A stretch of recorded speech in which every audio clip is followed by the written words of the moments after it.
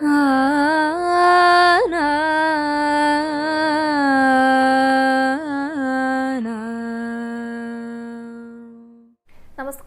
Guruvayur devotees ഓൺലൈനിലേക്ക് ഏവർക്കും സ്വാഗതം. സർവം കൃഷ്ണമയം. കൃഷ്ണായ വാസുദേവായ ദേവകീ നന്ദനായ ച നന്ദഗോപകുമാരായ ഗോവിന്ദായ നമോ നമഃ. ഇന്നലെ നമ്മുടെ വീഡിയോ ഉണ്ടായിരുന്നില്ല അല്ലേ? ഒരമ്മ എന്നെ കാണാനായിട്ട് വന്നിട്ടുണ്ടായിരുന്നു കേട്ടോ. ഷൂട്ടിൻ്റെ സമയത്താണ് വന്നത്. അമ്മയ്ക്ക് കുറച്ച് സങ്കടങ്ങളൊക്കെ ഉണ്ടായിരുന്നു. അപ്പോൾ അതൊക്കെ കേട്ടിട്ട് ഇരുന്ന് പോയി. അപ്പോൾ സമയമൊക്കെ മാറിയത് കൊണ്ടാണ് ഇന്നലെ വീഡിയോ ഇല്ലാതിരുന്നത്. അപ്പോൾ ആ അമ്മയായിട്ട് സംസാരിച്ചപ്പോൾ എനിക്ക് മനസ്സിലായിട്ടുള്ള കുറച്ച് കാര്യങ്ങൾ നിങ്ങളുടെ അടുത്തും കൂടെ പങ്കുവെക്കാമെന്ന് ആദ്യം തന്നെ വിചാരിക്കുകയാണ് കേട്ടോ. ആ അമ്മയ്ക്ക് ധാരാളം സങ്കടങ്ങളുണ്ട്. വേറെ ബുദ്ധിമുട്ടുകളൊന്നും ഉണ്ടായിരുന്നില്ല. സാമ്പത്തികപരമായിട്ടൊക്കെ നല്ല രീതിയിൽ ജീവിക്കുന്ന ഒരു കുടുംബമാണ്. പക്ഷേ ഈ സങ്കടങ്ങൾ പറഞ്ഞ് അത് കേട്ടിരിക്കാനായിട്ട് അമ്മയ്ക്ക് ആരും ഉണ്ടായിരുന്നില്ല. ബന്ധുക്കളൊക്കെ ഉണ്ടെങ്കിലും നമ്മളത് ശ്രദ്ധാപൂർവം അവരെ കേട്ടിരിക്കുക, നല്ലൊരു കേൾവിക്കാരനാകുക എന്ന് പറയില്ലേ, അങ്ങനെ ആരും ഉണ്ടായിരുന്നില്ല. അപ്പോൾ എപ്പോഴും എനിക്ക് പറയാനുള്ളത്, നമ്മൾ നല്ലൊരു കേൾവിക്കാരനാകുക. മറ്റുള്ളവരുടെ സങ്കടങ്ങൾ ബുദ്ധിമുട്ടുകളൊക്കെ വന്ന് പറയുമ്പോൾ അത് വെറുതെ കേട്ടിരിക്കുക. അവർക്ക് അങ്ങനെ പ്രത്യേകിച്ച് അതിന് പരിഹാരമൊന്നും വേണ്ടി വരില്ല. കേട്ടിരിക്കാൻ ഒരാൾ. അപ്പോൾ അത് പറയുമ്പോൾ തന്നെ, അത് പറഞ്ഞു കഴിഞ്ഞാൽ തന്നെ അവരുടെ സങ്കടങ്ങൾ പകുതി കുറയും. അപ്പം അങ്ങനെ നമ്മൾ പറഞ്ഞ് കേട്ടിട്ടൊക്കെ ഉണ്ട്. ഇപ്പോൾ ചിലരുടെയൊക്കെ വിയോഗങ്ങളൊക്കെ നടന്നു കഴിയുമ്പോൾ പലരും പറയാറുണ്ടല്ലേ, അയ്യോ അവരെന്തുമാത്രം സങ്കടങ്ങൾ ഉള്ളിലൊതുക്കിയിട്ടായിരിക്കും പോയിട്ടുണ്ടായിരിക്കുക. അതൊക്കെ കേൾക്കാനായിട്ട് ആരെങ്കിലും അവർക്ക് ഉണ്ടായിരുന്നെങ്കിൽ അവരങ്ങനെ ചെയ്യില്ലായിരുന്നു എന്നൊക്കെ പറഞ്ഞു കേട്ടിട്ടുണ്ട്. അപ്പോൾ എപ്പോഴും ഒരു കേൾവിക്കാരനെയാണ് പലർക്കും ആവശ്യം. അങ്ങനെ ഇല്ലാത്തവരെന്താ ചെയ്യണ്ടേ? ഭഗവാനെ കേൾവിക്കാരനാക്കുക. ഭഗവാൻ നല്ലൊരു കേൾവിക്കാരനാണ് കേട്ടോ. ഏത് രൂപത്തിൽ ഏത് ഭാവത്തിൽ വേണമെങ്കിലും നമുക്ക് ഭഗവാനിൽ ആശ്രയിക്കാം. ഭഗവാനെ കൊച്ചുകുട്ടിയായിട്ട് കാണുന്നവരുണ്ട്, ഒരു ഉണ്ണിയായിട്ട്, ഉണ്ണി മോനെ എന്ന് വിളിച്ചിട്ട് നമുക്ക് സംസാരിക്കാം. അല്ലെങ്കിൽ ഭർത്താവിനെ പോലെ കാണുന്നവരുണ്ട്, ജ്യേഷ്ഠനായിട്ട് സഹോദരനായിട്ട് നമുക്ക് കാണാം, കൂട്ടുകാരനായിട്ട് കാണാം. നമുക്ക് ഫ്രണ്ട്ലി ആയിട്ട് സംസാരിക്കാം ഭഗവാന്റെ അടുത്ത്. നമുക്ക് എന്തൊക്കെ സങ്കടങ്ങളുണ്ടെങ്കിലും എന്തൊക്കെ സന്തോഷങ്ങളുണ്ടെങ്കിലും അത് ഭഗവാനോട് പോയി പറയാം. സന്തോഷമാണ് പറയണമെന്ന് വെച്ചെങ്കിൽ സന്തോഷങ്ങൾ ഇരട്ടിക്കുന്ന പറയാം. സങ്കടമാണെങ്കിലോ അത് പകുതി അങ്ങോട്ട് കുറഞ്ഞു കിട്ടും. അത്രയും നന്നായിട്ട് നമ്മുടെ സങ്കടങ്ങളെ സന്തോഷങ്ങളെ എല്ലാം കേട്ടിരിക്കാൻ ഭഗവാനെ കൊണ്ട് കഴിയും. അപ്പം അങ്ങനെ ഇല്ലാത്തവരെന്താ ചെയ്യണ്ടേ? ഭഗവാനോട് സംസാരിക്കുക, ഭഗവാനോട് പറയുക. അപ്പം നമ്മുടെ എല്ലാ ബുദ്ധിമുട്ടുകളും ഭഗവാൻ അങ്ങോട്ട് ഇല്ലാതാക്കി തരും. അപ്പം അങ്ങനെ തന്നെയാണ് കേട്ടോ എല്ലാവരുടെ അടുത്തും പറയാനുള്ളതും. ഇപ്പോൾ ഈ വീഡിയോ കാണുന്നവരിലുണ്ടായിരിക്കും എന്തെങ്കിലുമൊക്കെ കാര്യങ്ങൾ പറയാനായിട്ട് ഇങ്ങനെ ആരും ഇല്ലാതിരിക്കുന്നവരുണ്ടായിരിക്കും, കുറച്ച് പേരെങ്കിലും ഉണ്ടായിരിക്കും. അങ്ങനെയുള്ളവർ അതെല്ലാം ഭഗവാനിലേക്ക് സമർപ്പിക്കുക. ഭഗവാൻ നല്ലൊരു കേൾവിക്കാരനാണ് കേട്ടോ. അതാണ് ഇന്നലത്തെ വീഡിയോ ഇല്ലാതിരുന്നത്. ഇനി നമുക്ക് ഇന്നത്തെ വീഡിയോയിലേക്ക് കിടക്കാം. ഇന്നത്തെ ഏകാദശി വിളക്ക് 10കാരുടെ വകയാണ് കേട്ടോ. പിന്നെ ഇന്നത്തെ വീഡിയോയിൽ നമ്മൾ പറയാൻ പോകുന്ന ഒരു കഥയുണ്ട്. അത് ഭഗവാനോട് നമ്മൾ എങ്ങനെ പ്രാർത്ഥിക്കണം, അതാണ് ഇന്നത്തെ കഥയിൽ പറയുന്നത്. പല ആവശ്യങ്ങൾ നടന്നു കിട്ടാനായിട്ട് നമ്മൾ ഭഗവാന്റെ അടുത്ത് പ്രാർത്ഥിക്കാറുണ്ടല്ലേ. ഭഗവാനെ, ഞാൻ ഇഷ്ടപ്പെടുന്ന ഈ ആളെ എനിക്ക് വിവാഹം കഴിക്കണം, എനിക്ക് ഇന്ന ജോലി വേണം, എനിക്ക് ഇന്ന രീതിയിൽ വീട് പണിയണം, എനിക്കൊരു ആൺകുട്ടി ഉണ്ടാവണം, അല്ലെങ്കിൽ എനിക്ക് പെൺകുട്ടി ഉണ്ടാവണം. അങ്ങനെ പല പല ആഗ്രഹങ്ങൾ ഭഗവാനോട് നമ്മൾ പറയാറുണ്ട്. പക്ഷെ അങ്ങനെയൊന്നും അല്ല പ്രാർത്ഥിക്കണ്ടേ. എങ്ങനെ വേണം ഭഗവാനോട് പ്രാർത്ഥിക്കാനായിട്ട്? ഭഗവാന് നമ്മളെക്കുറിച്ച് എല്ലാം അറിയാലേ. അപ്പം അങ്ങനെ അറിയുന്ന ഒരാളുടെ അടുത്ത് പ്രത്യേകം പോയി പറയണ്ടല്ലോ. അപ്പം എങ്ങനെയായിരിക്കണം ഭഗവാന്റെ അടുത്ത് നമ്മൾ പ്രാർത്ഥിക്കേണ്ടത്? ആ ഒരു കഥയാണ് ഇന്ന് പറയാനായിട്ട് പോകുന്നത്. പിന്നെ എന്നത്തെയും പോലെ അലങ്കാരങ്ങൾ പറയുന്നുണ്ട് കേട്ടോ. ഭഗവാന്റെ അലങ്കാരം, ഭഗവതി അമ്മയുടെ, അയ്യപ്പൻ്റെ, ഗണപതിയുടെ എല്ലാ അലങ്കാരങ്ങളും പറയുന്നുണ്ട്. അപ്പോൾ വീഡിയോ എല്ലാവരും മുഴുവനായിട്ട് കാണാൻ ശ്രമിക്കുക. ആദ്യം തന്നെ നമുക്ക് ഗുരുവായൂരപ്പൻ്റെ ഇന്നലത്തെ അലങ്കാരം പറഞ്ഞുകൊണ്ട് തുടങ്ങാം കേട്ടോ. ഇന്നലെ ഞാൻ തൊഴാൻ പോകുന്ന സമയത്ത് ഭഗവാന്റെ കാഴ്ച ശീവേലിയൊക്കെ തുടങ്ങിയിട്ടുണ്ടായിരുന്നു കേട്ടോ. ഇപ്പം 3 ദിവസമായിട്ട് വൈകിട്ട് കാഴ്ച ശീവേലിയൊക്കെ ഉണ്ട്. അപ്പോൾ അതിൻ്റെ ഒരു സന്തോഷമുണ്ട്, കാണുമ്പോൾ ഉള്ള സന്തോഷം, ആ മേളങ്ങളൊക്കെ കേൾക്കുമ്പോൾ ഉള്ള സന്തോഷം. അപ്പോൾ ആ ഒരു സമയത്താണ് നാലമ്പലത്തിനകത്തേക്കും പ്രവേശിച്ചത്. ശ്രീലകത്ത് നമ്മുടെ ഉണ്ണി അതെ നല്ല സന്തോഷത്തിലായിരിക്കുന്നേ. പുറത്ത് മേളമൊക്കെ ഇങ്ങനെ കൊട്ടുന്നത് കേൾക്കല്ലേ, അതിൻ്റെ ആ ഒരു സന്തോഷം മുഖത്ത് നന്നായിട്ട് കാണാനുണ്ട്. പിന്നെ ആഘോഷങ്ങളൊക്കെ നന്നായിട്ട് ഇഷ്ടപ്പെടുന്ന ഭഗവാനാ. ഇല്ലാത്ത പിറന്നാൾ ഉണ്ടാക്കിയിട്ട് ആഘോഷിച്ച ഭഗവാനാണല്ലോ. അപ്പോൾ ആ ഒരു സന്തോഷം നന്നായിട്ട് മുഖത്തുണ്ട് കേട്ടോ. ഈ ഏകാദശി വിളക്കൊക്കെ തുടങ്ങിയപ്പോഴുള്ളത് ഒന്നും പറയാതിരിക്കാനായിട്ട് സാധിക്കില്ല. അത്രയും ചിരിച്ചുകൊണ്ടാണ് ഭഗവാൻ ഇന്നലെ ശ്രീലകത്ത് നിൽക്കുന്നുണ്ടായിരുന്നത്. പോരാത്തതിനെ കയ്യിലൊരു വെണ്ണ ഉരുളയും കൂടെ യശോദാമ്മ വെച്ചു കൊടുത്തിട്ടുണ്ട്. അതിൻ്റെ സന്തോഷം വേറെ. അപ്പോൾ ഒരു വെണ്ണ ഉരുളയും ഒരു പൊന്നോടക്കുഴലും പിടിച്ചുകൊണ്ട് നന്നായിട്ട് ചിരിച്ചുകൊണ്ടാണ് നമ്മുടെ ഭഗവാൻ ഇന്നലെ ശ്രീലകത്തുണ്ടായിരുന്നത് കേട്ടോ. 2 തിരുമുടിമാലകളുണ്ട്, 2 ഒരേപോലത്തെയായിരുന്നു. തെച്ചിയിൽ കോർത്തിട്ടായിരുന്നു. 2 ഉണ്ടമാലകളുണ്ട്, അതും 2 ഒരേപോലത്തെയാണ്. തെച്ചിയും തുളസിയും ഇങ്ങനെ മാറി മാറി കോർത്തിട്ടായിരുന്നു 2 ഉണ്ടമാലകളുണ്ടായിരുന്നത്. അതിന് നടുക്കാണ് മിടുക്കനായിട്ട് നമ്മുടെ ഉണ്ണി നിൽക്കുന്നുണ്ടായിരുന്നത് കേട്ടോ. നെറ്റിയിലൊരു ഗോപി തിലകൊക്കെ ചാർത്തിയിട്ടുണ്ട്, കാതുപൂക്കളൊക്കെ ചൂടിയിട്ടുണ്ട്, നന്നായിട്ട് ചിരിക്കുന്ന മുഖത്തോട് കൂടിയിട്ട് 2 മാല അണിഞ്ഞിട്ടുണ്ട്, കഴുത്തിൻ്റെ ഈ ഭാഗത്തും വലിയൊരു ഗോപി തിലകം ചാർത്തിയിട്ടുണ്ട് കേട്ടോ. കൈവളകളും തോൾവളകളും ഒന്നും ഞാൻ ഇന്നലെ കണ്ടില്ല, എനിക്ക് കാണാനായിട്ട് സാധിച്ചിരുന്നില്ല. ഇടത്തെ കൈയിലെ പൊന്നോടക്കുഴലും വലത്തെ കൈയിലെ വെണ്ണ ഉരുളയും പിടിച്ചിട്ടാണ് നമ്മളെയൊക്കെ നോക്കിയിട്ട് ഭഗവാൻ ഇങ്ങനെ നിൽക്കണ്ടായിരുന്നത്. അരയിലേക്ക് ഇങ്ങനെയൊക്കെ കെട്ടിയിട്ട് പട്ടുകോണൊക്കെ കൊടുത്തിട്ട് കുഞ്ഞിക്കാലുകളിലെ കാൽത്തളയുമൊക്കെ ആയിട്ട് മിടുക്കനായിട്ട് സന്തോഷവാനായിട്ട് നിൽക്കുന്ന ഒരു പൊന്നുണ്ണി, ഒരു കുഞ്ഞുണ്ണി ആയിട്ടായിരുന്നു കേട്ടോ നമ്മുടെ ഭഗവാൻ ഉണ്ടായിരുന്നത്. അപ്പോൾ എല്ലാവരും ആ വെണ്ണക്കണ്ണൻ്റെ രൂപം നന്നായി ഒന്ന് മനസ്സിൽ ധ്യാനിച്ചിട്ട് നന്നായി തൊഴുത് പ്രാർത്ഥിച്ചോളൂ. എല്ലാവരും ഗുരുവായൂരപ്പനൊന്ന് നമസ്കരിച്ചോളൂ. ഗുരുവായൂരപ്പ ശരണം എന്നൊന്ന് കമൻറ്റ് ബോക്സിൽ രേഖപ്പെടുത്തിക്കോളൂ കേട്ടോ. അങ്ങനെ ഗുരുവായൂരപ്പനെ തൊഴുത് നമസ്കരിച്ചിട്ട് നമ്മൾ നേരെ എത്തുന്നത് ഗണപതിയെ തൊഴാനായിട്ടാണ് കേട്ടോ. നല്ല കടും ചുവപ്പ് നിറത്തിൽ നല്ല തിളങ്ങുന്ന ഉടയാടിയായിരുന്നു ഗണപതിക്ക് ഉണ്ടായിരുന്നത്. കഴുത്തിൽ ചന്ദനം കൊണ്ട് തന്നെ ചാർത്തിയിട്ടൊരു മാലയുണ്ട്. മുഖച്ചാർത്തൊക്കെ കാണാൻ നല്ല രസമുണ്ട് കേട്ടോ. ഈ തുമ്പി തുടങ്ങുന്ന ആ ഭാഗത്തായിട്ട് കുറി വരച്ചിട്ടുണ്ട്. ചുവപ്പും വെളുപ്പും നീളത്തിൽ ഇങ്ങനെ ഭസ്മക്കുറി തൊടില്ലേ, അതേപോലെ കുറി തൊട്ടിട്ടുണ്ട്. പിന്നെ നെറ്റിയിൽ പൊട്ടിടുന്ന ഭാഗത്തായിട്ട് സ്വർണത്തിന്റെ ഒരു വലയം പോലെ, അതിന് പുറത്ത് വെളുത്ത അതേപോലെ വലയം ചെയ്തിട്ടുണ്ട്. ഉള്ളിലെ ചുവന്ന ഒരു കുത്തും തൊട്ടിട്ടുണ്ട്, അതായത് ചുവന്ന ഒരു പൊട്ട്. അങ്ങനെയാണ് ഗണപതിയുടെ അലങ്കാരം ഉണ്ടായിരുന്നത്. കിരീടമൊന്നും ഇല്ല കേട്ടോ, കാതില് പൂക്കൾ വെച്ചിട്ടുണ്ട്. അങ്ങനെയാണ് ഗണപതിക്ക് ഇന്നലെ അലങ്കാരം ഉണ്ടായിരുന്നത്. അപ്പോൾ എല്ലാവരും ഗണപതിയുടെയും ആ ഒരു രൂപം നന്നായി ഒന്ന് മനസ്സിൽ കണ്ടിട്ട് തൊഴുതു പ്രാർത്ഥിച്ചോളൂ കേട്ടോ. ഗണപതിക്ക് മുന്നിൽ എല്ലാവരും ഒന്ന് ഏത്തമിട്ടോളൂ. ഇനി നമ്മൾ പോകുന്നത് ഭഗവതി അമ്മേനെ കാണാനായിട്ടാണ് കേട്ടോ. സുന്ദരിയായിട്ട്, അതിസുന്ദരിയായിട്ട് തിളങ്ങിക്കൊണ്ടാണ് ഭഗവതി അമ്മ ഇരിക്കുന്നുണ്ടായിരുന്നത്. ചുവന്ന നിറത്തിലാണ് ഭഗവതി അമ്മയ്ക്കും ഉടയാട ഉണ്ടായിരുന്നു കേട്ടോ. നല്ല ചുവന്ന പട്ട് നിറയെ തിളക്കത്തോട് കൂടിയിട്ട് ഭഗവതി അമ്മ അണിഞ്ഞിട്ടുണ്ട്. പിന്നെ നല്ല വെളുത്ത കല്ലുകൾ പതിപ്പിച്ച് നല്ല വീതിയുള്ളൊരു മാല കഴുത്തിൽ അണിഞ്ഞിട്ടുണ്ട് കേട്ടോ. അത് കൂടാതെ സ്വർണ്ണപ്പൊട്ടുകൾ കൊണ്ടും ഒരു മാല ഇങ്ങനെ തീർത്തിട്ടുണ്ട്. കാതുകളിൽ സ്വർണ്ണപ്പൊട്ടുകളാണ്, അത് ആ കാതുകളിൽ നിന്നാണ് ഇങ്ങനെ ചുവടേക്ക് വന്നിരിക്കുന്നത്. അത് തന്നെ മുകൾ വശത്തേക്കും പോയിട്ട് ഭഗവതി അമ്മയുടെ മുഖത്തിന് ചുറ്റുമായിട്ടാണ് ആ സ്വർണ്ണപ്പൊട്ടുകൾ ഇങ്ങനെ ഒട്ടിച്ചു വെച്ചിരിക്കുന്നത്. അത് ചുണ്ടൊക്കെ ഇങ്ങനെ ചുവപ്പിച്ചിട്ട് നെറ്റിയിലും ചുവന്ന വലിയ വട്ടപ്പൊട്ടാണ് കേട്ടോ ഭഗവതി അമ്മ അണിഞ്ഞിരിക്കുന്നത്. ചെറിയൊരു കിരീടമുണ്ട്.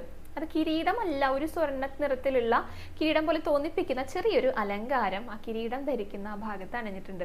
അങ്ങനെയാണ് ഇന്നലെ ഭഗവതി അമ്മ ഇരിക്കുന്നുണ്ടായിരുന്നു കേട്ടോ. അതിസുന്ദരിയായിട്ട് നല്ല തിളക്കത്തോട് കൂടിയിട്ട് പുഞ്ചിരിച്ചുകൊണ്ടിരിക്കുന്ന ഭഗവതി അമ്മയായിരുന്നു. അപ്പോൾ എല്ലാവരും ഭഗവതി അമ്മയുടെയും ആ ഒരു രൂപം നന്നായി മനസ്സിൽ കണ്ടിട്ട് തൊഴുതു പ്രാർത്ഥിച്ചോളൂ കേട്ടോ. ഭഗവതി അമ്മയ്ക്ക് മുന്നിലും എല്ലാവരും ഒന്ന് നമസ്കരിച്ചോളൂ. ഇനി നമുക്ക് അയ്യപ്പനെ കാണാനായിട്ട് പോകാം കേട്ടോ. അയ്യപ്പന് നല്ല സന്തോഷവാനായിട്ട് ഇരിക്കുന്നത്. ഒരു കസവുമുണ്ടാണ് ഇന്നലെ ഉടയാടയായിട്ട് അണിഞ്ഞിട്ടുണ്ടായിരുന്നത്. 3 മാലകളുണ്ട് കേട്ടോ. നല്ല അടുപ്പിച്ച് നല്ല ചന്തത്തിൽ ചാർത്തിയിട്ടുണ്ട്. ഓരോ മാല തുടങ്ങുന്നിടത്തും ഓരോ സ്വർണ്ണപ്പൂക്കൾ ഒട്ടിച്ച് വെച്ചിട്ടുണ്ട്. കാതിലും സ്വർണ്ണപ്പൂക്കളാണ് 2 എണ്ണം ഉണ്ട് കേട്ടോ. ഈ ഭാഗത്തും മുകളിലായിട്ടും കാതുപൂക്കളുണ്ട്. പിന്നെ ചുണ്ടൊക്കെ നന്നായി ചുവപ്പിച്ചിട്ട് 2 ഗോപി തിലകങ്ങൾ നെറ്റിയിൽ ചാർത്തിയിട്ടുണ്ട്. പിന്നെ ചെറിയൊരു കിരീടവും വെച്ചിട്ടുണ്ട് അയ്യപ്പൻ. അങ്ങനെ നല്ല സുന്ദരനായിട്ടിരിക്കുന്ന സന്തോഷവാനായിട്ടിരിക്കുന്ന അയ്യപ്പനായിരുന്നു. അപ്പോൾ എല്ലാവരും അയ്യപ്പൻ്റെയും ആ ഒരു രൂപം നന്നായി മനസ്സിൽ കണ്ടിട്ട് തൊഴുതു പ്രാർത്ഥിച്ചോളൂ കേട്ടോ. അയ്യപ്പന് മുന്നിലും എല്ലാവരും ഒന്ന് നമസ്കരിച്ചോളൂ. ഇനി നമുക്ക് കഥയിലേക്ക് കിടക്കാം കേട്ടോ. ഭഗവാന്റെ അടുത്ത് എങ്ങനെ നമ്മൾ പ്രാർത്ഥിക്കണം എന്നാണ് ഈ കഥയിലൂടെ ഭഗവാൻ തന്നെ നമുക്ക് മനസ്സിലാക്കി തരുന്നത്. അപ്പോൾ ഇത് പറയുമ്പോൾ ഭഗവാന്റെ അമ്മമാരെ കുറിച്ച് പറയണം. നമ്മുടെ രാജസൂയം പറയുന്ന സമയത്ത് ഭഗവാന്റെ ദിനചര്യകൾ പറഞ്ഞിട്ടുണ്ടായിരുന്നല്ലോ. എല്ലാ ദിവസവും ഭഗവാൻ എണീക്കും, കുളിക്കും, അങ്ങനെയുള്ള കാര്യങ്ങൾ ചെയ്യും, പൂജകൾ ചെയ്യും. അതിൻ്റെ കൂട്ടത്തിലെ ഭഗവാന്റെ അമ്മമാരെയൊക്കെ കാണാനായിട്ട് പോകും. അമ്മമാരെയും വസുദേവരെയൊക്കെ കാണാനായിട്ട് പോകും. അവരെ നമസ്കരിക്കും, അവരുടെ സുഖവിവരങ്ങളൊക്കെ അന്വേഷിക്കും. അപ്പോൾ ഈ വസുദേവര് 18 വിവാഹം കഴിച്ചിട്ടുണ്ട്. അപ്പോൾ തന്നെ നമുക്കറിയില്ലേ ഭഗവാൻ 16,008 വിവാഹം കഴിച്ചതിൽ വലിയ അത്ഭുതമൊന്നുമില്ലാന്ന്.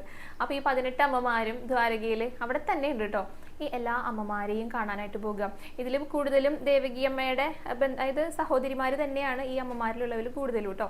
അപ്പോൾ ഇവരെല്ലാവരെയും ഭഗവാൻ കാണാനായിട്ട് പോകും. അവരെ നമസ്കരിക്കും, അവരുടെ സുഖവിവരങ്ങളൊക്കെ അന്വേഷിക്കും. അപ്പോൾ ഈ അമ്മമാരുടെയൊക്കെ പൂർവ്വജന്മങ്ങളാണ് നമ്മളിപ്പോൾ പറയാനായിട്ട് പോകുന്നത്. അതിൽ ആദ്യത്തേത് വസുദേവരുടെയും ദേവകി അമ്മയുടെയും കഥയാണ് കേട്ടോ. ഈ ഒരു ഭാഗം ഞാൻ മുൻപ് പറഞ്ഞിട്ടുണ്ട്. അവരവരുടെ മുൻജന്മത്തിലെ പ്രശ്നിയെന്നും അതുപോലെ തന്നെ പ്രശ്നി സുതപസ് എന്ന് പറഞ്ഞിട്ടുള്ള ദമ്പതികളായിരുന്നു. അങ്ങനെ ഭഗവാനെ തപസ് ചെയ്തിട്ട് ഈ വരുന്ന 3 ജന്മങ്ങളിലെ ഞങ്ങൾക്ക് മകനായിട്ട് അവതരിക്കണം, മകനായിട്ട് ജനിക്കണം എന്ന് ഭഗവാന്റെ അടുത്ത് പറയാണ്. അപ്പോൾ ഓരോ ജന്മങ്ങളിലും തഥാസ്തു, അവരുടെ ആഗ്രഹം ഭഗവാൻ സാധിപ്പിച്ചു കൊടുക്കണം. അവർ അത്രയും കഠിനമായിട്ടുള്ള തപസ്സൊക്കെയാണ് ചെയ്തിരുന്നത്. അങ്ങനെയാണ് പ്രശ്നി ഗർഭൻ എന്നുള്ള പേരിൽ ഭഗവാൻ ആദ്യം അവതരിക്കുന്നത്. പിന്നീടാണ് അതിഥിയും കശ്യപനുമായിട്ട് ഇവർ ജനിക്കുന്നത്. അപ്പോൾ വാമനായിട്ടും അവതരിച്ചു. ആ കഥയൊക്കെ നമുക്കറിയാലോ. പിന്നെയാണ് വസുദേവരും ദേവകിയമ്മയായിട്ട് ജനിക്കുന്നത് അവിടെ ഭഗവാനായിട്ട് വാസുദേവനായിട്ട് ഭഗവാൻ അവതരിക്കുകയാണ്. അപ്പോൾ ആ അവതാരത്തിൻ്റെ സമയത്ത് ശംഖുചക്ര കഥാപത്മത്തോട് കൂടിയിട്ട് ഒരു 5 വയസ്സുള്ള കുട്ടിയായിട്ടാണ് ഭഗവാൻ വിശ്വരൂപ ദർശനം നൽകുന്നത്. എന്നിട്ട് ഭഗവാൻ പറഞ്ഞിട്ടുണ്ട്, നിങ്ങളുടെ മുൻ ജന്മങ്ങളിൽ നിങ്ങൾ ചെയ്ത ആ ഒരു തപസ്സിൻ്റെ ഫലമായിട്ടാണ് ഞാൻ ഈ 3 ജന്മങ്ങളിലും നിങ്ങൾക്ക് പുത്രനായിട്ട് അവതരിച്ചത്. അത് അവർക്ക് പറഞ്ഞ് മനസ്സിലാക്കി കൊടുക്കുകയാണ്. ഞാൻ പറഞ്ഞ വാക്ക് പാലിച്ചു എന്നുള്ള രീതിയിലെല്ലാം പറഞ്ഞ് മനസ്സിലാക്കി കൊടുക്കുകയാണ്. അങ്ങനെയാണ് വസുദേവർക്കും ദേവകി അമ്മയ്ക്കും ഭഗവാൻ ജനിക്കുന്നത് കേട്ടോ. ഇനിയാണ് നമുക്ക് നന്ദഗോപരുടെയും യശോദാമ്മയുടെയും പൂർവ്വജന്മത്തെ കുറിച്ച് പറയുന്നത്. അഷ്ടവസ്തുക്കളിൽ പെട്ടവരാണ് കേട്ടോ. വസുദേവരും ദേവകിയും അതുപോലെ തന്നെ അഷ്ടവസ്തുക്കളിൽ പെട്ടവരായിരുന്നു. അപ്പോൾ ഇവർ ദ്രോണരും ഹരയും ആയിരുന്നു. യശോദാമ്മയും അതേപോലെ തന്നെ നന്ദഗോപരും. അവരിങ്ങനെ 10,000 ശതവത്സരങ്ങൾ തപസ് ചെയ്തു, ഭഗവാനെ സേവിച്ചു. അപ്പോൾ ഭഗവാൻ പ്രത്യക്ഷപ്പെട്ടു അവർക്ക് മുന്നിൽ. എന്നിട്ട് ഇതേപോലെ എന്ത് വരമാണ് വേണ്ടതെന്ന് ചോദിച്ചപ്പോൾ അവർ പറഞ്ഞു, ഞങ്ങൾക്ക് ഭഗവാന്റെ ബാലലീലകൾ കാണണം എന്ന് പറഞ്ഞു. അപ്പോൾ ഭഗവാൻ പറഞ്ഞു അങ്ങനെയാകട്ടെ എന്ന് പറഞ്ഞിട്ടാണ് ഭഗവാന്റെ അവതാരത്തിൻ്റെ സമയത്ത് ഈ ഭഗവാൻ ജനിച്ചു കഴിഞ്ഞിട്ട് വസുദേവരെ യശോദാമ്മയുടെ അടുത്ത് കൊണ്ടുവന്ന് കിടത്തുന്നത്. പിന്നെ യശോദാമ്മയാണല്ലോ വളർത്തിയത്. അങ്ങനെ ഭഗവാന്റെ എല്ലാ ബാലലീലകളും അവർക്ക് കാണാനായിട്ട് സാധിച്ചു. 10-12 വയസ്സ് വരെ ഭഗവാൻ വൃന്ദാവനത്തിലുണ്ടായിരുന്നു. പിന്നീടാണല്ലോ മധുരയിലേക്ക് പോയത്. അപ്പോഴേക്കും ഭഗവാൻ കുറച്ച് മുതിർന്നു, കുട്ടികളൊക്കെ മാറിയിട്ടുണ്ടായിരുന്നു. അപ്പോൾ ബാലലീലകൾ എല്ലാതും ഈ വൃന്ദാവനത്തിലായിരുന്നു.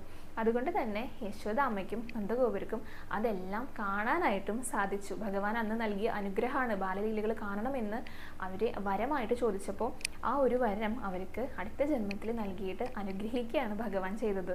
ഇനി നമ്മൾ പറയുന്നത് ഗോപസ്ത്രീകളെ കുറിച്ചാണ്. അവരെ പറ്റി പറയാതിരിക്കാനായിട്ട് സാധിക്കില്ലല്ലോ. ശ്രീരാമൻ്റെ സമയത്ത് ഇവർ മഹർഷിമാരായിരുന്നു. അപ്പോൾ ഭഗവാനെ ശ്രീരാമനെ കെട്ടിപ്പിടിക്കണം എന്ന് നല്ല ആഗ്രഹം ഇവർക്ക് തോന്നി. ഞങ്ങൾക്ക് അങ്ങനെ കെട്ടിപ്പിടിക്കണം എന്ന് ആഗ്രഹം ഉണ്ടെന്ന് പറഞ്ഞു. അപ്പോൾ ശ്രീരാമൻ പറഞ്ഞു അടുത്ത ജന്മത്തിൽ അതിന് സാധ്യമാക്കാം എന്ന് പറഞ്ഞിട്ടാണ് ഈ മഹർഷിമാരെല്ലാം ഗോപസ്ത്രീകളായിട്ട് ജനിക്കുന്നത്. പിന്നെ അവർ ഭഗവാനെ എത്രമാത്രം കെട്ടിപ്പിടിച്ചു എന്നുള്ളതിന് കയ്യും കണക്കൊന്നും ഇല്ലാതെ ഭഗവാൻ അവരെ കൂടെ തന്നെയായിരുന്നു. അവരെ ലാളിച്ച് സ്നേഹിച്ച് ഈ ഗോപസ്ത്രീകൾ കഴിഞ്ഞുകൊണ്ടിരുന്നത്. അവരാഗ്രഹിച്ച പോലെ തന്നെ ഭഗവാനെ കെട്ടിപ്പിടിക്കാനായിട്ട് വാരി പുണരാനായിട്ടുള്ള അനുഗ്രഹം അടുത്ത ജന്മത്തിൽ ശ്രീകൃഷ്ണനായിട്ട് അവതരിച്ച സമയത്ത് അവർക്ക് ഭഗവാൻ നൽകി. ഇനിയാണ് നമ്മൾ രോഹിണി അമ്മയുടെ കഥ പറയുന്നത് കേട്ടോ. രോഹിണി അമ്മ ഇതേപോലെ തന്നെ വരം ചോദിച്ചപ്പോൾ ഭഗവാനെ കാണണം എന്ന് മാത്രമേ പറഞ്ഞുള്ളൂ. ഭഗവാന്റെ ഇന്ന ഭാഗങ്ങൾ കാണണം, ഇന്ന സമയത്ത് ഭഗവാന്റെ കൂടെ ഉണ്ടായിരിക്കണം, അങ്ങനെ ഒന്നും രോഹിണിയമ്മ ആവശ്യപ്പെട്ടില്ല. രോഹിണിയമ്മയ്ക്ക് ഭഗവാനെ കാണണം എന്ന് മാത്രമേ ആഗ്രഹം ഉണ്ടായിരുന്നുള്ളൂ. അതുകൊണ്ട് തന്നെ രോഹിണി അമ്മയ്ക്ക് ഭഗവാന്റെ എല്ലാ പ്രായവും കാണാനായിട്ട് സാധിച്ചു. മായേന്ന് വിളിക്കുന്നുണ്ട്. ആ ഒരു സമയത്ത് ദേവകിയമ്മയുടെ ഗർഭത്തിൽ 7 മാസം ആ കുഞ്ഞിനായിട്ടുണ്ടായിരുന്നുള്ളൂ. പിന്നെയാണ് അത് രോഹിണി അമ്മയുടെ ഗർഭത്തിലേക്ക് മാറ്റുന്നത്. ആ ഒരു സമയത്താണ് വൃന്ദാവനത്തിലേക്ക് രോഹിണി അമ്മ വരുന്നത്. പിന്നെ 3 മാസം മാത്രമേ ബലരാമേട്ടനെ വയറ്റിൽ വളർത്തിയിരുന്നുള്ളൂ രോഹിണി അമ്മ. അങ്ങനെ ഭഗവാൻ ജനിച്ചു. ഭഗവാൻ ജനിക്കുമ്പോൾ വൃന്ദാവനത്തിൽ രോഹിണി അമ്മ ഉണ്ടായിരുന്നു. ഭഗവാന്റെ ബാലലീലകൾ എല്ലാം യശോദാമ്മയ്ക്ക് ഒപ്പം നിന്നിട്ട് തന്നെ കാണാനും ഭഗവാനെ സ്വന്തം കുഞ്ഞായിട്ട് യശോദാമ്മയുടെ പോലെ തന്നെ ഭഗവാനെ കാണാനും രോഹിണി അമ്മയ്ക്ക് സാധിച്ചു. പിന്നീട് രോഹിണി അമ്മ മധുരയിലേക്ക്, വൃന്ദാവനത്തിൽ നിന്ന് മധുരയിലേക്ക് വന്നപ്പോൾ അവിടെ എത്തിയപ്പോഴും അതെ ഭഗവാന്റെ മധുരാലീലകളെല്ലാം രോഹിണി അമ്മയ്ക്ക് കാണാനായിട്ട് സാധിച്ചു. പിന്നെ അവിടെ നിന്ന് ഭഗവാന്റെ കൂടെ ദ്വാരകയിലേക്ക് വന്നു. കാരണം വസുദേവരുടെ ഒരു പത്നിയാണല്ലോ. അപ്പോൾ എല്ലാവരും ഇങ്ങോട്ട് ദ്വാരകയിലേക്ക് വരുമ്പോൾ രോഹിണി അമ്മയും വന്നു. ദ്വാരകയിലുള്ള ഭഗവാന്റെ ലീലകളും രോഹിണി അമ്മയ്ക്ക് കാണാനായിട്ട് സാധിച്ചു. കാരണം രോഹിണി അമ്മയ്ക്ക് യാതൊരുവിധ ആഗ്രഹങ്ങളും ഉണ്ടായിരുന്നില്ല. ഭഗവാനെ കാണുന്നത് മാത്രമേ ആഗ്രഹം ഉണ്ടായിരുന്നുള്ളൂ. ഇന്ന കാര്യങ്ങൾ വേണമെന്ന് പറഞ്ഞില്ല. ഭഗവാന്റെ ബാലലീലകൾ കാണണമെന്നാണ് യശോദാമ്മ നന്ദഗോപുരം പറഞ്ഞിട്ടുണ്ടായിരുന്നത്. ഭഗവാൻ മകനായിട്ട് ജനിക്കണം എന്നാണ് അതിഥി കശ്യപന്മാർ അവർ പറഞ്ഞിട്ടുണ്ടായിരുന്നത്. പക്ഷേ അങ്ങനെ പ്രത്യേകിച്ച് യാതൊരുവിധ ഡിമാൻഡും രോഹിണി അമ്മയ്ക്ക് ഉണ്ടായിരുന്നില്ല. അതുകൊണ്ട് തന്നെ രോഹിണി അമ്മേനെ ഭഗവാൻ കൂടെ നിർത്തുകയാണ് ചെയ്തത്. ഭഗവാന്റെ ജനനം മുതൽ ഭഗവാൻ ദ്വാരകയിൽ വസിക്കുന്ന ആ ഒരു സമയം വരെ ഭഗവാന്റെ കൂടെ രോഹിണി അമ്മ ഉണ്ടായിരുന്നു. അതേപോലെ നമ്മളാകണം എന്നാണ് പറയണത്. നമ്മൾ ഭഗവാന്റെ അടുത്ത് ഭഗവാനെ ഇന്ന കാര്യം നമുക്ക് വേണം അങ്ങനെയല്ല പറയേണ്ടത്. നമ്മളൊന്നും പറയണ്ട. നമ്മൾ ഭഗവാനെ പ്രാർത്ഥിച്ചാൽ മാത്രം മതി, നാമം ചൊല്ലിയാൽ മാത്രം മതി. നമുക്ക് എന്താണ് വേണ്ടതെന്ന് കൃത്യമായിട്ട് ഭഗവാൻ അറിയാം. അതുപോലെ നമ്മളെപ്പറ്റി അറിയാവുന്ന വേറെ ഒരാളും ഇല്ലല്ലോ. അപ്പോൾ നമ്മൾ വെറുതെ പ്രാർത്ഥിച്ചാൽ മതി. നമുക്ക് ഏറ്റവും നല്ലത് ഏതാണ്, ഉചിതമായത് ഏതാണ്, അത് രോഹിണിയമ്മയ്ക്ക് ഭഗവാൻ നൽകിയ ഒരു അനുഗ്രഹം പോലെ നമുക്ക് കൊണ്ടുവന്ന് തരും. ഇപ്പോൾ ഒരു കുട്ടിക്ക് ആ കുഞ്ഞിൻ്റെ ആ ഒരു പ്രായത്തിൽ എന്താ വേണ്ടതെന്ന് ആ കുട്ടിയേക്കാൾ അധികം അറിയുക അതിൻ്റെ മാതാപിതാക്കൾക്കാണ് അല്ലേ. ഇപ്പം ഞങ്ങളുടെ വീട്ടിലും കുട്ടികളുണ്ട്, ശുക്രനുണ്ട്, മാധവുണ്ട്. അവർക്ക് എന്താ വേണ്ടതെന്ന് അച്ഛനമ്മമാർക്കല്ലേ അറിയാം. അതേപോലെ തന്നെയാണ് ഭഗവാനും. ഇപ്പോൾ ഒരു ചെറിയൊരു കുട്ടി കത്തി വേണമെന്ന് പറഞ്ഞിട്ട് വാശി പിടിക്കുകയാണ്. നമ്മൾ ആരെങ്കിലും കൊടുക്കുമോ? കാരണം ആ കുട്ടിക്ക് അറിയില്ല അതുകൊണ്ട് എന്താ സംഭവിക്കാന്ന്. പക്ഷെ നമുക്കറിയാം ആ കുഞ്ഞ് എന്തെങ്കിലുമൊക്കെ കാണിച്ചു കഴിഞ്ഞാൽ അതിൻ്റെ കൈ മുറിയും, അപ്പോൾ വേദന വരും, രക്തം വരും, അപകടമാണെന്ന് നമുക്കറിയാം. അപ്പം നമ്മളത് കൊടുക്കില്ല. ഇനി ഈ കുട്ടി വളർന്ന് വലുതായാലോ, ദാ പിടിക്കും മോനെ കത്തി, ഒരു വാഴയിൽ മുറിച്ചിട്ട് വരുമെന്ന് നമ്മൾ തന്നെ പറഞ്ഞയക്കും. അതാണ് വ്യത്യാസം. അതാണ് ഭഗവാൻ. ആ രീതിയിലാണ് ഭഗവാൻ നമ്മളെ കാണുന്നത്. അപ്പം നമ്മൾ ഭഗവാന്റെ അടുത്ത് എങ്ങനെ പ്രാർത്ഥിക്കണം? നമ്മുടെ മാതാവാണ്, പിതാവാണെന്നുള്ള രീതിയിൽ അവർക്ക് എല്ലാം അറിയാം. അപ്പം നമ്മളൊരു കുട്ടിയാകുക, ഭഗവാനിൽ സമർപ്പിക്കുക. എന്താ വേണ്ടുന്നൊന്നും നമ്മൾ പ്രാർത്ഥിക്കേണ്ട. പക്ഷെ പ്രാർത്ഥിക്കുന്ന സമയത്ത്, നമ്മൾ ആവശ്യപ്പെടുന്ന സമയത്ത് കൃത്യമായിട്ട് ആവശ്യപ്പെടണം. എന്നാൽ നമുക്കത് തീർച്ചയായിട്ടും കിട്ടും. അല്ലെങ്കിൽ പിന്നെ നമ്മൾ ഒന്നും പറയരുതെന്ന് പറയാം. ഇപ്പോൾ ഗോപികമാരുടെയും അതേപോലെ തന്നെ രുക്മിണി ദേവിയുടെയും കാര്യം പറയാം. ഗോപികമാരെ പ്രാർത്ഥിച്ചു ഭഗവാന്റെ അടുത്ത്. ഭഗവതി അമ്മയുടെ അടുത്താണ് പ്രാർത്ഥിച്ചു എന്ന് പറഞ്ഞില്ലേ? എന്തായിരുന്നു പ്രാർത്ഥിച്ചിട്ടുണ്ടായിരുന്നത്? കാർത്യായനി മഹാമായേ മഹായോഗിൻ നദീശ്വരി നന്ദഗോപസുതം ദേവ എന്ന് പറഞ്ഞു. അതായത് നന്ദഗോപരുടെ സുതൻ, മകൻ ഞങ്ങൾക്ക് ഭർത്താവായിട്ട് വരണം എന്നാണ് ഗോപികമാർ പ്രാർത്ഥിച്ചിട്ടുണ്ടായിരുന്നത്. എന്താ സംഭവിച്ചത്? വൃന്ദാവനത്തിലുള്ള സമയത്ത് ശരി, നന്ദഗോപരുടെ പുത്രനൊക്കെ ആയിരുന്നു, നന്ദഗോപരുടെ മകനാണ്. അവിടുന്ന് കുറച്ച് കഴിഞ്ഞപ്പോൾ എവിടേക്ക് പോയി? മധുരയിലേക്ക് പോയി. വസുദേവരുടെ പുത്രനായില്ലേ? വസുദേവരുടെ പുത്രനാവുക ചെയ്തേ. അപ്പോൾ പിന്നെ എങ്ങനെയാണ് ആ പ്രാർത്ഥനയ്ക്ക് ഫലം കൊടുക്കുക?